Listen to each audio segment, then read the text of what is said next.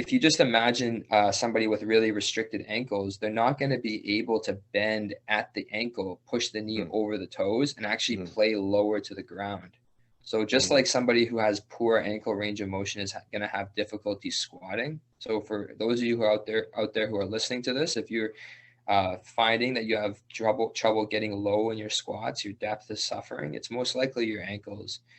So if you're not able to bend freely at the ankle, you're going to not be able to play lower to the ground. And anybody who's played sports over the years knows that the lower athlete wins. The lower athlete is closer, their center of mass is lower to the ground, which means they're going to be able to change direction quicker. They're going to be able to accelerate quicker. They're going to be able to use the speed that they already have more effectively than somebody who might be restricted through the ankles. So that's one big piece. Another big piece is the reason why the ankle is tight to begin with. And this is a key point.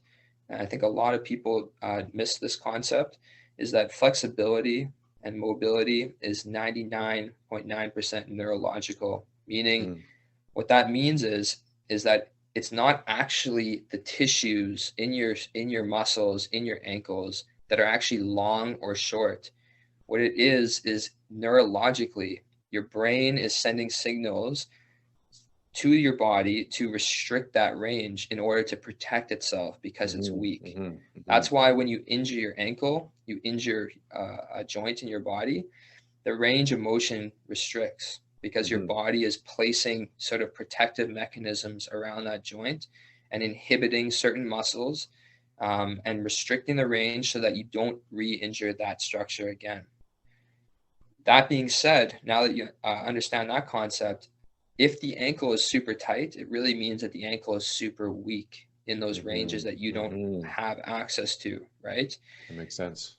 Now, if you transition that into sports, if you think, if I'm decelerating, if I'm sprinting forward and I want to stop, the first motion that I have to be able to do is my heel. Every time my heel strikes down onto the ground, as I'm moving forwards, I go heel toe to try and slow down. This motion of stopping my foot from just slamming into the ground is your shins. Your shins are going to keep your toes up in that dorsiflex position.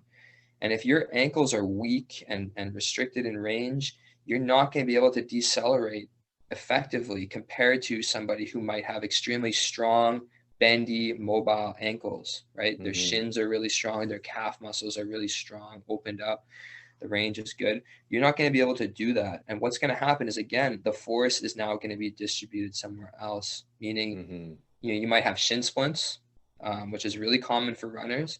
You also might develop knee tendinitis or tendinopathies.